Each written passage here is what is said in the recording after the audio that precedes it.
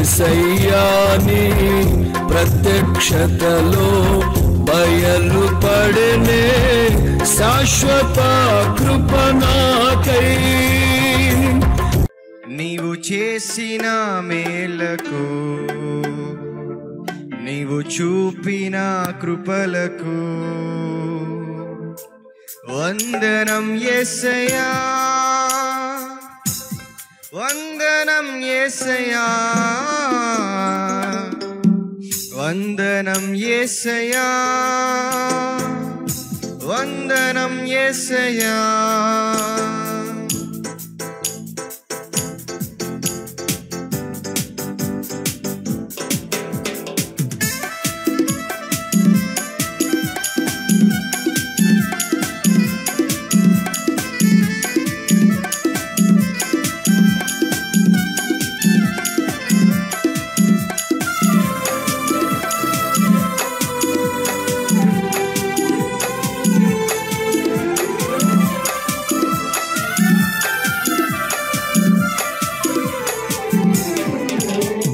చేసిన మేలకు నీవు చూపిన కృపలకు, నీవు చేసిన మేలకు నీవు చూపిన కృపలకు వందనం యేసయ్యా, వందనం యేసయ్యా, వందనం యేసయ్యా, వందనం యేసయ్యా, వందనం యేసయ్యా, వందనం యేసయ్యా, వందనం యేసయ్యా, వందనం యేసయ్యా. దేవునికి మహిమ కలుగును గాక. ఈ కార్యక్రమం చూస్తున్నా మీ అందరికీ నా హృదయపూర్వకమైన వందనాలు. పరిశుద్ధ గ్రంథంలో నుండి రాజులు 2వ గ్రంథము 20వ అధ్యాయము 1వ వచనం. ఆ దినములలో హిజ్కియాకు మరణకరమైన రోగం కలుగగా ఆమోజు కుమారుడును ప్రవక్త అయిన యెషయా అతని వద్దకు వచ్చి, నీవు మరణం అవుతున్నావు, బ్రతుకవు గనుక నీవు నీ ఇల్లు చక్కబెట్టుకొనమని యెహోవా సెలవిచ్చుచున్నాడని చెప్పగా, అతడు తన ముఖము గోడ తట్టు తిప్పుకొని, యెహోవా యథార్థ హృదయుడనే సత్యముతో నీ సన్నిధిని నేను ఎట్లు నడుచుకుంటునో, నీ దృష్టికి అనుకూలముగా సమస్తమును నేను ఎట్లు జరిగించుతునో కృపతో జ్ఞాపకము చేసుకొనమని హిజ్కియా కన్నీళ్లు విడుచు యెహోవాను ప్రార్థించను. చిన్న ప్రార్థన చేసుకున్నాం. మహోన్నతుడైన తండ్రి, కృప కలిగిన దేవా, నీ ఘనమైన నామమున నీ స్తోత్రాలు. చదవని లేఖన భాగం నుంచి మాతో నీవు సూటిగా స్పష్టంగా మాట్లాడు నాయనా తండ్రి. ఈ కార్యక్రమం చూసి ప్రతి ఒక్కరిని దీవించండి నాయన. ఈ కార్యక్రమం వారికి ఆశీర్వాదకరంగా ఉన్నట్లుగా మీరే మహిమ పొందుకోవాలని తండ్రి. నీకే వందనములు ప్రభా. ప్రతి మాట కూడా నీ నామ మహిమార్థమై అనేక మంది హృదయాలు తాకున్నట్లుగా సహాయము దయచేసి నీ రక్షణ భాగ్యము, ఆత్మకార్యం, స్వస్థత, విడుదల, నెమ్మది, సమాధానం వారి కుటుంబాల్లో కలిగినట్లుగా, వారి జీవితాల్లో ఆశీర్వదించబడినట్లుగా కార్యం సఫలపరచమని యేసు నామములో అడిగి వేడుకొనుచున్నాము తండ్రి, ఆమేన్. దేవునికి మహిమ కలుగును గాక. హల్లెలూయా. ఇక్కడ మనం చదువుకున్న లేఖన భాగంలో హిజ్కియా రాజు తన యొక్క పరిస్థితిని బట్టి అనారోగ్యం పాలయ్యి మరణానికి దగ్గరగా వెళ్ళిపోయాడు. ఆల్రెడీ దేవుడు యెషయా ద్వారా నీవు మరణమవుచున్నావు అని, బ్రతుకవు అని చెప్పి, నీ ఇల్లు చక్కబెట్టుకో అని చెప్పినప్పుడు హిజ్కియా తన యొక్క బంధువులను పిలవలేదు, తన స్నేహితులను పిలవలేదు, లేదా రాజ్యంలో ఉన్న వారిని ఎవరిని పిలవలేదు. నేను చనిపోతున్నానని వారికి ఏది కూడా లెక్కలు అప్పగించలేదు. కానీ ఇక్కడ మనం గమనించినట్లయితే వెంటనే ప్రవక్త యొక్క మాట విని దేవుని సన్నిధిలో తన ముఖము గోడ తట్టు తిప్పుకొని దేవుని సన్నిధిలో ప్రార్థన చేయటం మనం చూస్తున్నాం. ప్రార్థన చేసి కన్నీళ్లు విడుస్తూ చక్కగా నేను యథార్థంగా ఎలా నడుచుకున్నానో అని సత్యం కృపతో జ్ఞాపకం చేసుకోమని ప్రార్థన చేయటం జరిగిందండి. ప్రార్థన చేసినప్పుడు ఆ ప్రార్థన దేవుని సన్నిధికి వెళ్ళింది. వీని వెంటనే జవాబు కూడా రావడం జరిగింది. కారణం ఏమిటయ్యా అంటే ఆ ప్రార్థనలో యథార్థత కనబడుతుంది. అందుకని యథార్థవంతుల ప్రార్థన అంట ఆయనకు ఆనందకరము. అతడు తనకు ఆయుష్నిమ్మని కానీ, లేకపోతే తన యొక్క మరణాన్ని తప్పించమని కానీ, రోగాన్ని స్వస్థపరచమని కానీ చేయలేదు. కానీ ప్రార్థన ఇక్కడ ఏమంటున్నాడంటే, నేను యథార్థ హృదయుడని అన్నాను, సత్యముతో నేను నీ సన్నిధిలో నేను నడుచుకుంటున్నాను అని కృపతో జ్ఞాపకం చేసుకో ప్రభా అని తన యొక్క జీవితం, తన యొక్క జీవితం ఎలా ఉందో, ఎలా దేవుని సన్నిధిలో భక్తి చేస్తున్నాడో, యథార్థంగా భక్తి చేసే విషయాన్ని చక్కగా హిజ్కియా అక్కడ చెప్పడం జరిగిందండి. ప్రభుతో చెప్పాడు. ఆ మాటలు దేవుడికి అనుకూలంగా ఉన్నాయి. అంతేకాదు ఆ ప్రార్థన కూడా దేవుని సన్నిధికి చేర్చబడిన తర్వాత వెంటనే యెషయా గారితో దేవుడు మాట్లాడాడు. మళ్ళీ వెళ్ళి హిజ్కియాకి చెప్పు, నేను 15 సంవత్సరాల ఆయుష్ ఇస్తున్నానని చెప్పు, మళ్ళీ తిరిగి నువ్వు మందిరానికి వెళ్తావని చెప్పు, 3వ రోజున నేను నిన్ను బాగు చేస్తానని చెప్పని ఈ మాటలు హిజ్కియాతో చెప్పమని వెంటనే యెషయా నడిమి సేవ కూడా దాటలేదు. అసలు ఆ చిన్న ప్రార్థన చేశాడు. ఆ ప్రార్థనకు దేవుడు వెంటనే జవాబు ఇవ్వటము, 15 సంవత్సరాల ఆయుష్ పెంచడం కూడా జరిగిపోయింది. అంతేకాదు అసలు ఇది ఎలా జరుగుతుంది, నాకు ఒక సూచన కావాలి అని హిజ్కియా అడిగినప్పుడు దేవుడు కూడా ఆ నీడ 10 మెట్లు వెనక నడవాలి అంటే ఆ నీడ 10 మెట్లు వెనకకు కూడా నడవటం జరిగింది. దేవునికి మహిమ కలుగును గాక. హల్లెలూయా. మరి దేవుడు ఇంత అద్భుతమైన కార్యం హిజ్కియా పట్ల జరిగించినప్పుడు హిజ్కియా అంత చక్కగా దేవుని సన్నిధిలో యథార్థంగా తన బ్రతికిన కాలంలో దేవుని మందిరాన్ని బాగు చేయడం, ఆరాధన ప్రారంభించడం, ఎన్నో యాజకులను కూడా హెచ్చరించి చక్కగా ఆరాధన క్రమాలు జరిగించడం, ఇదంతా చక్కగా జరిగించాడు. అంతేకాదు తన మీదకి వచ్చిన రాజులను దేవుని సన్నిధిలోనికి వెళ్ళి ప్రార్థన ద్వారా జయించి వారితో పోరాడి గొప్ప విజయాలు సాధించిన ఈ హిజ్కియా రాజు తన యొక్క జీవిత కాలంలో మనం పరిశీలన చేసినట్లయితే తనకు చక్కగా దేవుడు స్వస్థపరిచాడు, 15 సంవత్సరాల ఆయుష్ ఇచ్చాడు. ఆయన తన ప్రార్థన ఆలకించిన దేవుడు జవాబిచ్చిన రీతిగానే, చెప్పిన రీతిగానే 15 సంవత్సరాల ఆయుష్ హిజ్కియాకి దేవుడు ఇవ్వటం జరిగింది. దేవునికి మహిమ కలుగును గాక. ఎందుకంటే ఆయుష్ను పెంచగలిగిన వాడు మన దేవుడు మాత్రమే. ఆయన తప్ప వేరొక దేవుడు లేనే లేడండి. ఎందుకంటే ఆయుష్నిచ్చేవాడు, దీర్ఘాయుష్నిచ్చేవాడు. మన జీవితాలలో మనం పరిశీలన చేసినట్లయితే మనకున్న ఆయుష్లో ప్రతి ఒక్కరు కూడా వెళ్ళిపోవాల్సిందే. మనకి ఎంత ఆయుష్ ఉందో అంత ఆయుష్లో మనం వెళ్ళిపోవాల్సిందే. కానీ ఆ ఆయుష్ను కూడా పెంచగలిగిన దేవుడు, మనం ప్రార్థన చేస్తే దేవుడు ఆయుష్ను పెంచగలడు. అంటే అవసరతను బట్టి తప్పనిసరిగా దేవుడు మనుషులకు అసాధ్యమైన కార్యాలు దేవుడు సాధ్యం చేస్తాడు. అది ఎలాగంటే దేవుని సన్నిధిలో విశ్వసించి ప్రార్థించుట ద్వారా నీ పరిస్థితి ఎలా ఉన్నప్పటికీ కూడా నీవు కూడా విశ్వసించి ప్రార్థన చేయి. దేవుని సన్నిధిలో నీ అవసరత ఏమిటో చెప్పు, నీ యొక్క సమస్య ఏమిటో చెప్పు. దేవుని సన్నిధిలో ఎక్కడా కూడా నీకు దొరకని సహాయం, ఎక్కడా కూడా జరిగిన కార్యాలు, ఎవరి ద్వారా జరిగిన కార్యాలు, అది మనుషుల వల్ల, అధికారుల వల్ల, ఎవరి ద్వారా జరిగిన కార్యాలు దేవుడు నీ జీవితంలో తప్పనిసరిగా చేస్తాడు. ఎందుకంటే హిజ్కియా జీవితంలో చేశాడు. ఎంత అద్భుతంగా చేశాడంటే 15 సంవత్సరముల ఆయుష్ నీకు ఇస్తున్నాను అన్నాడు. దేవునికి మహిమ కలుగును గాక. చాలా మంది అంటారు, ఏమండి ఏదైనా వస్తువు కొన్నప్పుడు దీనికి గ్యారెంటీ ఉందా అని అడిగినప్పుడు, ఏమంటే మనుషులకే గ్యారెంటీ లేదండి, ఇవాళ ఉన్న వాళ్ళు రేపు ఉండట్లేదండి, ఎప్పుడు ఎవరు చనిపోతారో ఎప్పుడు వెళ్ళిపోతారో తెలియట్లేదండి.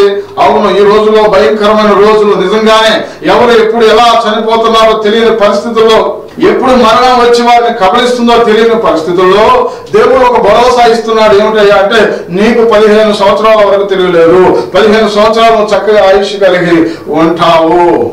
ఎవరు చెప్పగలరండి? కాబట్టి ఆలోచన చేయండి. దేవుని సన్నిధిలో సమస్తము సాధ్యమే.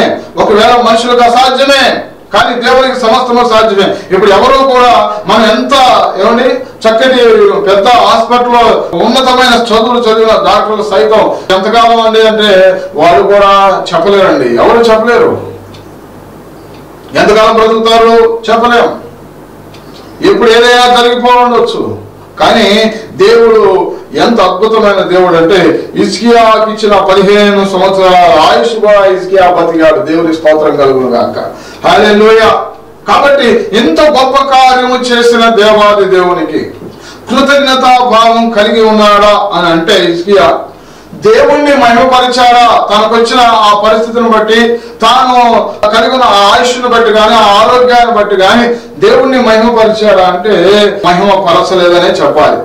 ఇక్కడ మనము ఆ రాజులు 2వ గ్రంథం 20వ అధ్యాయము 12వ వచనం మనం పరిశీలన చేసినట్లయితే, ఆ కాలమందు బబులోను రాజును బలదాము కుమారుడు నైన యెరోదర్కల్పాను హిజ్కియా రోగి ఉండిన సంగతిని విని పత్రికలను కానుకను అతని వద్దకు పంపగా హిజ్కియా దూతలు వచ్చిన మాట విని వారిని లోపలికి రప్పించి తన నగరునందేమి రాజ్యమందేమి కలిగిన సమస్త వస్తువులను దేనిని మరుగు చేయక తన పదార్థములు గల కొట్టును వెండి బంగారములను గంధవర్గములను పరిమళ తైలమును ఆయుధశాలను తన పదార్థములలోనున్న సమస్తమును వారికి చూపించను.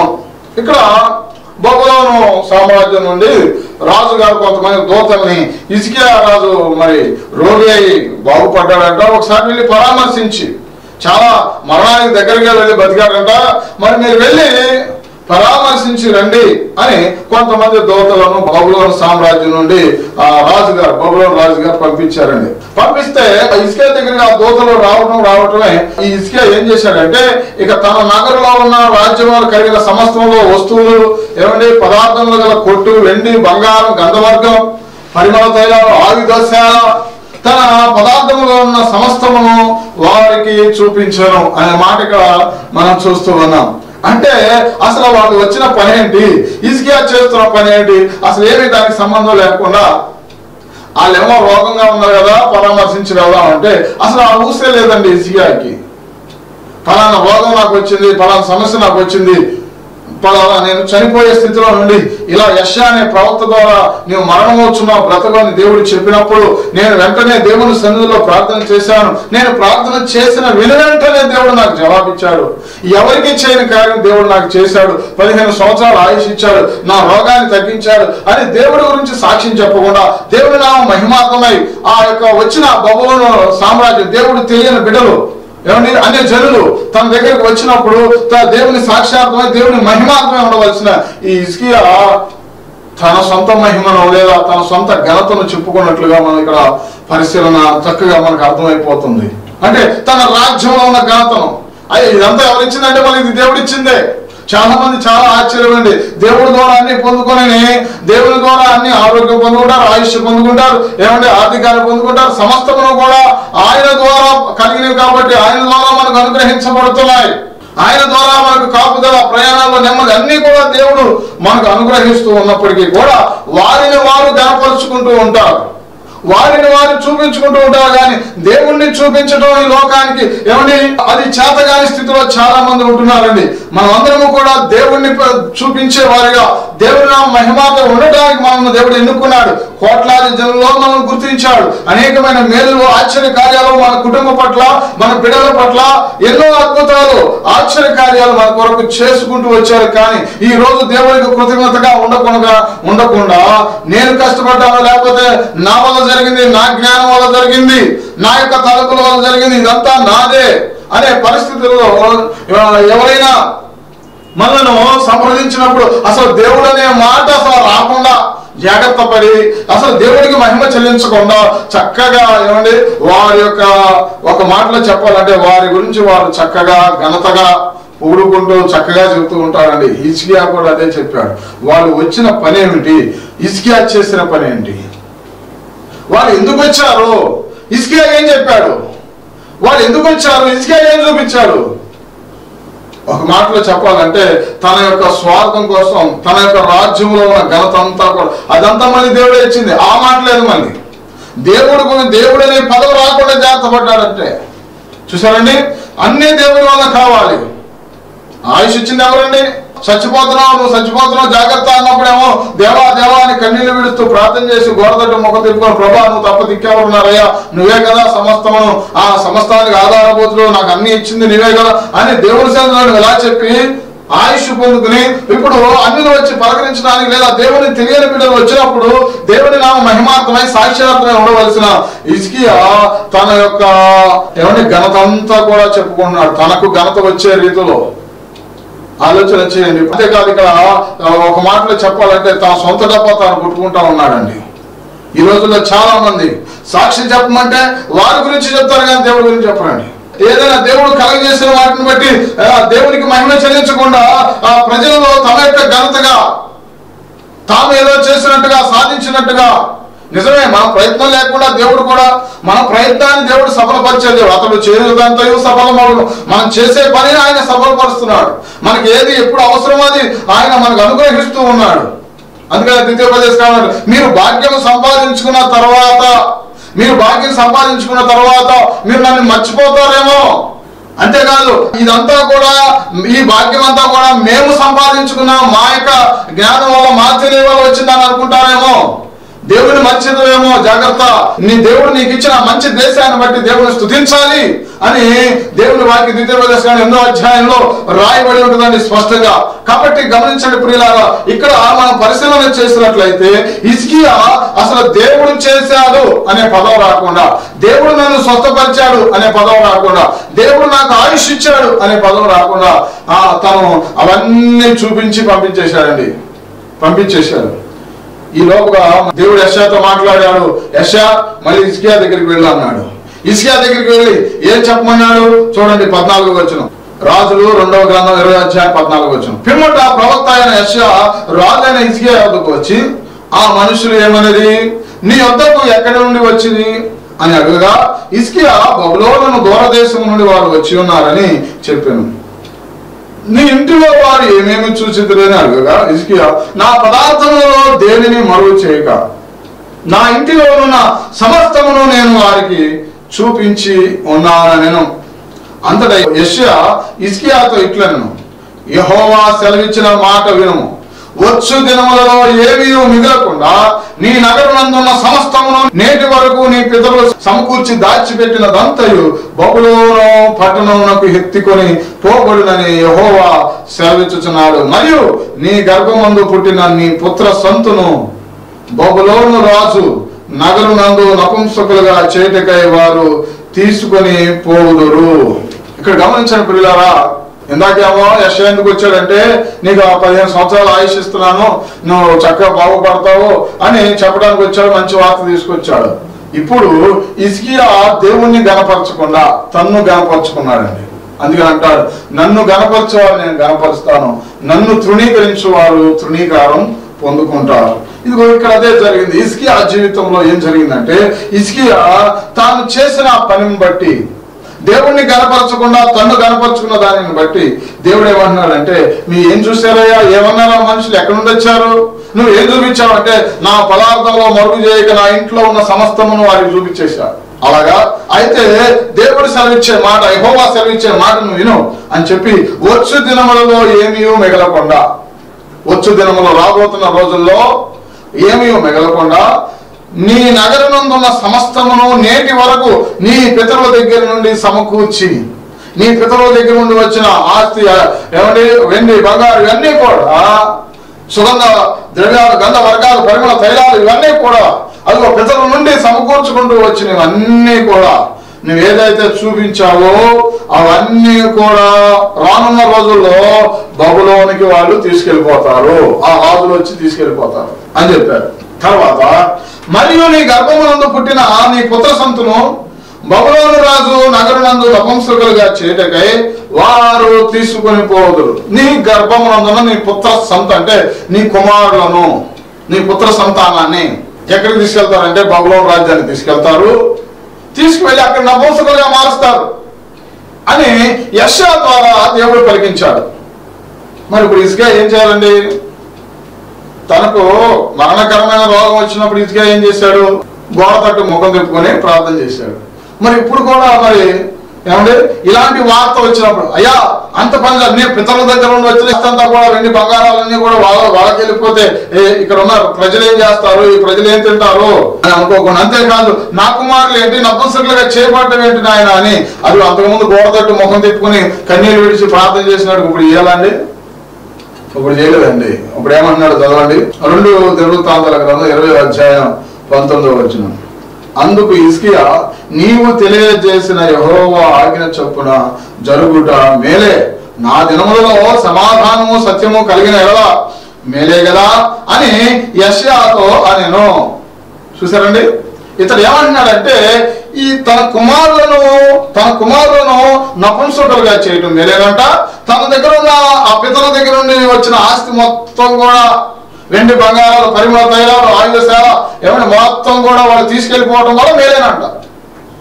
ఇది ఎంత భయంకరమైన స్థితిలోనికి హిజ్కియా వెళ్ళిపోయాడో ఇక్కడ మనకు అర్థమైపోతుందండి. అందుకే యెషయా గ్రంథంలో కీడు మేలని, మేలు కీడని, తీపి చేదని, చేదు తీపని చెప్పు వారికి శ్రమ. ఆలోచన చేయని ప్రియులారా, ఇదంతా తనకు మేలుగా కనబడుతుందంట.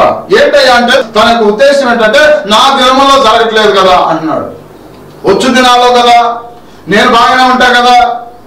ఈరోజు చాలా మంది అలాగే ఉంటున్నారండి. ఈరోజు ఆత్మీయులు అనబడుతున్న వారు, దేవుడు నమ్ముకున్నామండి, మేము బాప్తిసం చేసుకున్నామండి, మేము ఇన్ని సంవత్సరాల నుంచి భక్తి చేస్తున్నాం అనే వారు కూడా ఎలా ఉందంటే వారి పరిస్థితి ఏమండి, తన పిల్లలే, తన కుటుంబీకులే దేవుని సన్నిధికి నడిపించుకోవాలనే ఆలోచన కానీ అది కాకుండా లేకుండా, నేను వెళ్తున్నాను కదా, నేను బాప్తిసం తీసుకున్నాను కదా, నేను చనిపోతే పరలోకానికి వెళ్తాను కదా.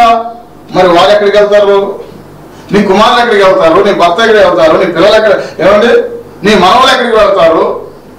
అంతేకాదు, కొంతమంది పెళ్లి చేయడానికి వచ్చినప్పుడు కూడా ఏమండి, వీళ్ళు బాప్తిసం తీసుకుంటారు, తల్లిదండ్రులు చక్కగా రక్షణ పొందుకుని ఉంటారు. కానీ వారి పిల్లలకి బాప్తిసం ఇవ్వకుండా, వాళ్ళను ఎవరొస్తులుగా ఉన్నప్పటికీ కూడా వాళ్ళని బాప్తిసం వైపు, రక్షణ వైపు నడిపించుకోకుండా, వారి రక్షణ గురించి శ్రద్ధ తీసుకోకుండా, కేవలం భౌతికమైన విషయాలే సమకూర్చి భౌతిక సంబంధంగానే ఆలోచన చేసి, మంచి సంబంధమనో లేకపోతే ఏదైనా మంచి ఉద్యోగమనో ఆలోచన చేసి వారికి బాప్తిసం ఇవ్వకుండా లోకంలో వారిని పెంచి లోకానుసారంగా వివాహాలు చేసి, చక్కగా వాళ్ళు నరకానికి పోయినా పర్వాలేదు, మేము మాత్రం ఎక్కడికి వెళ్తాం, పరలోకానికి వెళ్తాం. ఇదికే ఆలోచన ఇది ఒకటేనండి. వాళ్ళు నపసకలు చేయబడితే నాకెందుకు, నేను శుభ్రంగా నేను వెళ్ళిపోతాను కదా, నాకేం ఇబ్బంది ఉండదు కదా, నా దినాల్లో అంతా మేలే జరుగుతుంది కదా. ఆలోచన చేయండి ప్రియులారా, ఇదే ఆధ్యాత్మికమైన స్వార్థం అండి. పరిశీలన చేయండి. తన ప్రాణం మీదకి వచ్చినప్పుడేమో గోడ తట్టు ముఖం తిప్పుకొని దేవుని సన్నిధిలో ప్రార్థన చేసి, దేవుని సన్నిధిలో విజ్ఞాపన చేసి, కన్యలతో ప్రార్థన చేసి తాను ఆయుష్ పొందుకున్నాడు. మరి ఇది నాకు కాదు కదా, నా దినాల మేలే జరుగుద్ది. మరి ఇది ఎవరికి? నా తర్వాత వాళ్ళకి కదా, నా తర్వాత వచ్చే రాజులు కదా, లేకపోతే నా తర్వాత వచ్చే పుత్ర సంతానం కదా. ఆలోచన చేయండి ప్రియులారా, నీ బిడ్డలు తరతరాలు దేవుల్లో ఉండాలి. దేవుని స్తోత్రం కలుగును గాక. రాకడ వచ్చే వరకు నీ సంతానం ఎంతమంది అయితే ఉన్నారో వారందరూ కూడా రక్షణలో నడిపించబడాలి. నీ భర్త రక్షించబడాలి, నీ కుటుంబం రక్షించబడాలి. అటువంటి భారం కలిగి ప్రభు సన్నిధిలో కేవలం మనకు సమస్య వచ్చినప్పుడే కాదండి, మన యొక్క కుటుంబీకులు వారు ఎక్కడికి వెళ్తారు? మరి సరే అలాంటి వ్యవహారాలు చేస్తారు, అలా వారిని నడిపిస్తారు. వారిని ఎప్పుడు కూడా అసలు దేవుని సన్నిధి రమ్మని కానీ ఏమంటే ఎప్పుడు కూడా దేవుని సన్నిధి నడిపించిన దాఖలాగానే ఉండవు. దేవుడు నేను ఎక్కడెక్కడ అంటారా? తప్పనిసరిగా అడుగుతారండి.